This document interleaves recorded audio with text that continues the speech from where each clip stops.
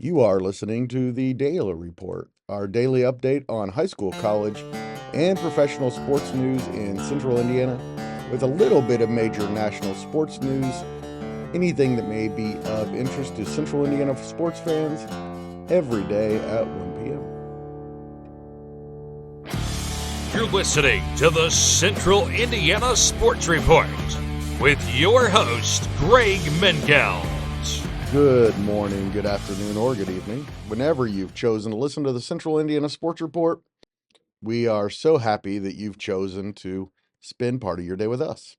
Today is April 1st, 2025. I'm not kidding. It's a Tuesday, so it's another day for the Central Indiana Sports Report. I'm your host, Greg Mengelt, and I love Central Indiana sports. Coming to you today from Madison Grant High School. Producer Susie is in the control room at headquarters in Jeffersonville. Coming up, the Pacers hosted the Kings. Purdue added a top talent from the portal. The women's Final Four is set. IU softball had a record day Monday. And we have lots of local news and notes. But we start today's daily report with some high school baseball. But first, this is the point of the podcast where I beg you to please go to our YouTube page and subscribe. Even if you're already subscribed at Amazon, Apple, SoundCloud, or Spotify, please go to our YouTube page and subscribe. It would help us out a lot. Also, Monday afternoon, we released our Frankton Spring Sports Season Preview. And earlier Tuesday, we posted our IU report with Grant Schaus. It was a lot of fun. We talked about how Coach DeVries is fitting into Indiana, the portal recruiting, including Flory Badunga, and a little bit of IU baseball and its future. Lapel Baseball opened its 2025 season with a 3-2 win over Newcastle in a 5-inning game Monday. The Bulldogs scored twice in the first inning and led 3-0 after 3.5 innings. Senior Kai Newman had an RBI single, and seniors A.J. Nunley and Darrell Gustin and junior Camden Novak each scored a run. And Newman, sophomore Jackson Kripe, and senior Riley Hudson each had a hit for Lapel. A lot of contributors to the win, and Gustin earned the pitching win. Also, Center Grove beat Noblesville 1-0, and Burris versus Purdue Broad Ripple started but was not concluded due to the weather. On Tuesday, Frankton starts its season, hopefully, after having Game 1 rained out against Hagerstown. Eastern and Western meet in what should be a good one in Greentown. Lapel goes to Greenfield Central. Pendleton Heights hosts Newcastle. Noblesville goes to rival Carmel. Westfield is at Franklin Central, and Hamilton Southeastern hosts Columbus North. Of course, this time of year, I don't really need to say it, but I'm going to say it anyway. Weather pending. Just one game was played locally Monday on the softball fields, and that was Lapel as well. The Bulldogs had 12 hits and held on for a 7-5 win over Greenfield Central to improve to 5-1 on the season. Ava Everman and Tayden Harper had 3 RBIs apiece, and Carly Jannings scored 3 times in the win. Jannings also picked up the pitching win. Big win Tuesday when Lapel takes on rival Frankton. Both of these teams look like they could compete for postseason championships. Also Tuesday, Tipton and Kokomo open their seasons in Tipton. Blackford is at Marion. Eastern goes to Western to face the defending state champion Panthers. And reigning sectional champion Yorktown is at Mississinewa. Tri-Central announced times for its invitational at Pioneer on Saturday. The Trojans open the 3-team tournament at 11 a.m. against the host Panthers. Then we'll play Couts at 3 at Herc Hoffman Field in Royal Center. To college softball, where IU upset number 23 Ohio State 13-7 Monday. The Hoosiers had 16 hits, including a couple of Bree Copeland home runs, giving her a program best 40 career round trippers. She went 4 for 5 and scored 4 times and drove in 3 in the win. She also tossed a complete game for the pitching win. Melina Wilkinson was 4 for 5 with a double and a triple. The Hoosiers are off until Saturday when they host Maryland in a 3-game set. Purdue upset number 20 Nebraska in Lincoln Monday 6-2 to salvage the series. The Boilermakers trailed 1-0 through 4 innings before scoring 3 runs apiece in the 5th and the 6th. Mariah Puller was the impetus, going 4 for 4. She scored twice. Jordan Ramos was 2 for 3 and drove in 3 runs. Purdue hosts Minnesota Friday, Saturday, and Sunday. On Tuesday, 21-8 Ball State hosts 8-20 Northern Illinois for a couple of MAC games. 20-10 Taylor hosts 8-16 Goshen in a doubleheader in Upland. 19-9 Huntington is at 22-4 Indiana Wesleyan for 2. And 5-7 Anderson welcomes 13-13 St. Mary of the Woods.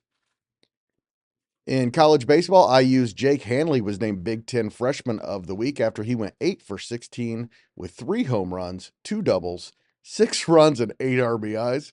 I should hope he'd be Freshman of the Week. Hanley and the 15-13 Hoosiers are at home against 18th ranked Louisville on Tuesday. That game can be seen on the Big Ten Network. Ball State's Dylan Grego was named MAC Baseball Player of the Week after he went 8 for 12 with 3 home runs, 2 doubles, 10 RBIs, and 4 runs scored in a series against Akron. Grego and the Cardinals host 6-21 Bellarmine Tuesday at 3. Also Tuesday, 20-7 Purdue hosts 9-17 Northern Illinois at 4. And 9-20 IUK is at 16-15 Marion at 3. The Indiana Pacers won for the 7th time in their last 9 games, coming from behind to beat Sacramento 111-109 at the Fieldhouse Monday. The Pacers trailed 60-54 at the half and 93-86 with 8.5 minutes left before Tyrese Halliburton scored 9 straight Pacer points, including the go-ahead three-pointer with 1:17 left. After the Kings' shot clock violation, Pascal Siakam hit another 3 with 36.1 seconds left to put the game away. Aaron Nesmith led a balanced Indiana attack with 24 points. The Pacers got 46 points off their bench, including 19 from Obi Toppin and 15 from Jarris Walker. Halliburton had a double-double of 18 points and 11 rebounds after he just wasn't very good for most of the game. The Pacers are now 44-31 with just 7 games left to play in the regular season. They're in 4th place in the Eastern Conference, 2 games ahead of Detroit and 3.5 ahead of Milwaukee, and still 3.5 games behind the Knicks for 3rd. Sacramento is 36-39, still holding on to the final play-in spot in the Western Conference. They are now a game ahead of the Phoenix Suns, but only a half game behind the Dallas Mavericks. DeMar DeRozan had 31 points to lead all scorers for the Kings.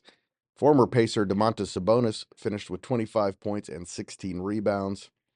The Kings had just 12 points off of their bench. Up next for the Pacers, Charlotte at home on Wednesday, then Utah at home on Friday before going to Denver. Pretty tough schedule down the stretch here, but they could get to 50 wins conceivably. UConn and Texas will join UCLA and South Carolina in the women's Final Four in Tampa. Paige Bucher scored 31 points in UConn's 78-64 victory over the Jujuless USC Trojans, and South Carolina overcame a 6-point fourth-quarter deficit to beat Duke 54-50. The national semifinals are Friday at 7 with Texas versus South Carolina first, followed by UCLA against UConn. The national championship is scheduled for Sunday. In the men's and women's tournaments, 7 of the 8 number 1 seeds are in the Final Four. The only one that isn't is the USC women, which lost the best player in the nation early in the tournament, making UConn the only team in either Final Four that isn't a number 1 seed. Some news and notes: after another Sweet 16 run and graduating just 1 senior, Matt Painter has landed the top player in the portal, according to most sources. Former South Dakota State star Oscar Clough is a 6'11 Aussie who averaged 17.6 points, 12.3 rebounds, 2.8 assists, and shot 63.4% from the field for the Jackrabbits. He'll be playing next to all Big Ten performer Trey Kaufman-Renn and with the best player in the country, Braden Smith, next season. Purdue also announced that legacy Miles Colvin is entering the transfer portal. A day after announcing a joint holiday tournament, Elwood's and Frankton's athletic departments made another announcement Monday. The Panthers alumni and Eagles alumni will play each other on Friday, January 30th, after the JV and varsity games at Frankton. Indiana Wesleyan's Lily Frazier was named NAIA All-American on Monday for the second time. Frazier, who was also a second-team All-American in 2023, led the Wildcats to a 34-3 record in an NAIA runner-up finish. The exodus from IU's women program continued Monday. Now 9 players have left the program after leading scorer Yarden Garzon announced she's entered the portal. Former Lawrence North standout Nigel Peck has entered the portal for the second time. The former Kansas State and Miami star announced he's leaving Miami and is a free agent. Mount Vernon's Aiden Doherty tweeted Monday that he's committed to play his college basketball at Anderson. And Greenfield Central senior Braylon Mullins and Anderson native Jalen Harrelson, a former player at Fishers, will play in Tuesday McDonald's All-American game in Brooklyn. The game is at 9 p.m. on ESPN. And now you know everything we know about Central Indiana sports. Thank you so much for listening. Always appreciate it. If you'd like to see the Central Indiana Sports Report continue to grow and thrive, please share these podcasts with your friends and family. Thank you in advance.